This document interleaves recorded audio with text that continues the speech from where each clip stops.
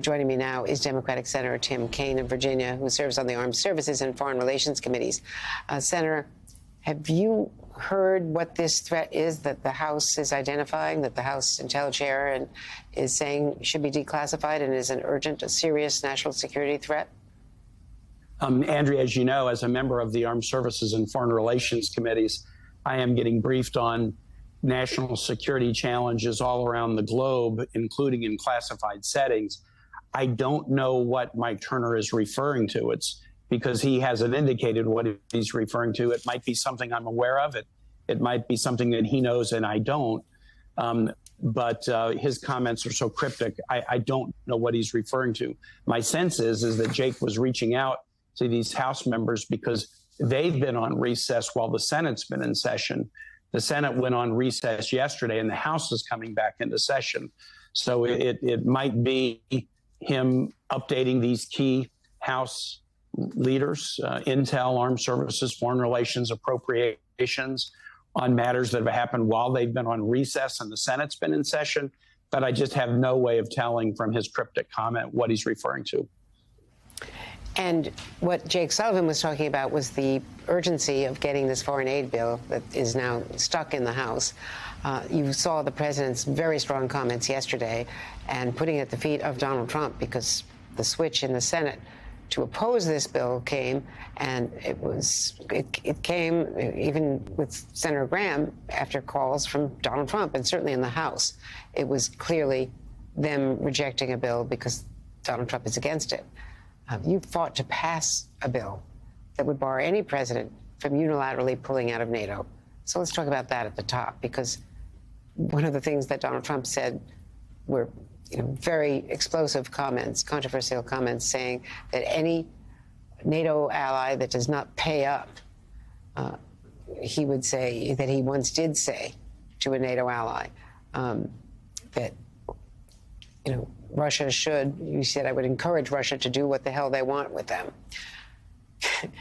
You later, passed a bill, your sponsorship, that could not withdraw from NATO. But there were a lot of things that a new President Trump could do to NATO. He could cancel exercises or withhold money. So right. How do you protect NATO from these kinds of threats?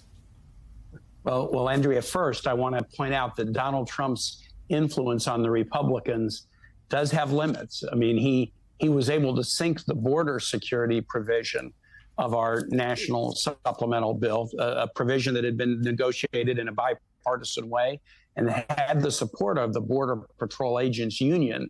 He was able to sink that, but his efforts to sink the supplemental providing assistance to our allies, both NATO allies and other allies, he failed, and we got a 70-29 vote.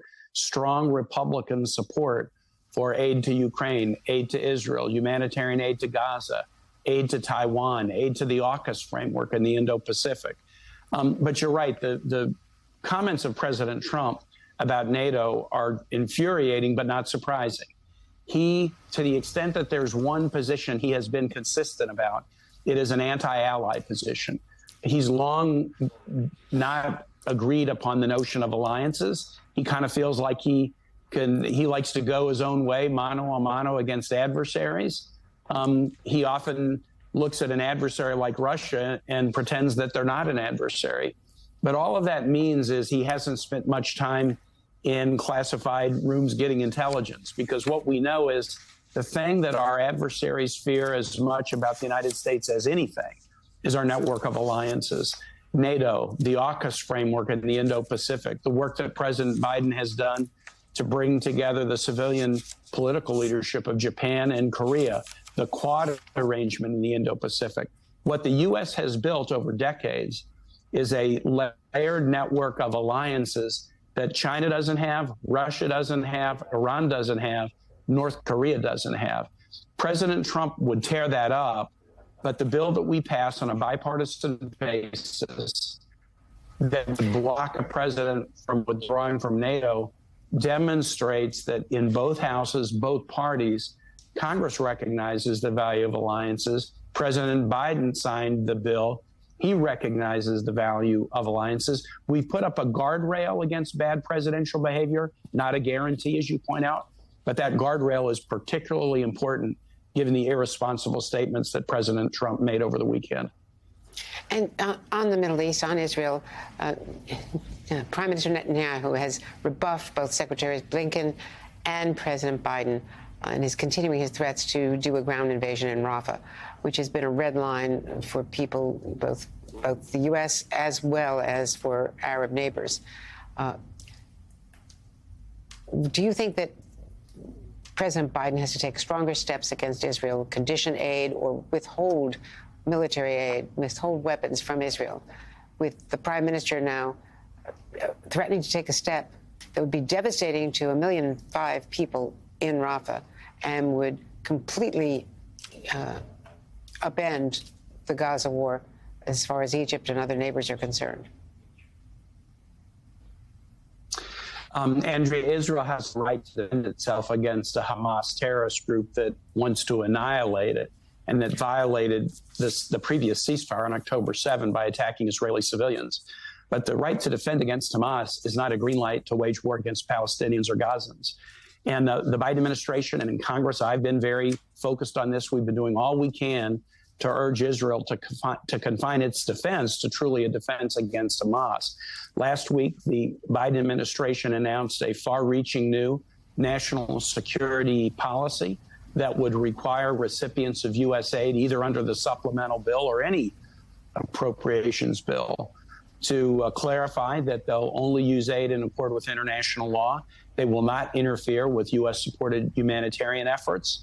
That was designed after some significant concerns about Prime Minister Netanyahu's conduct of these military operations. And even today, the White House is announcing steps that they are taking to try to ensure that the aid that the U.S. is providing is, in fact, used in accord with international law and this new U.S. policy.